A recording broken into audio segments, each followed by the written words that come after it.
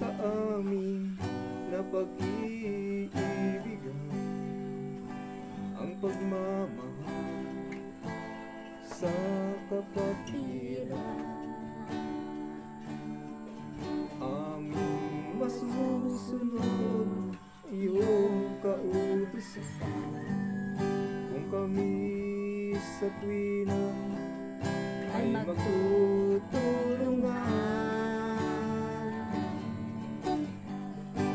Ama, ay tanggapin aming kakayanan sa katwiran mo, maging kasangkapan sa buhay na ito.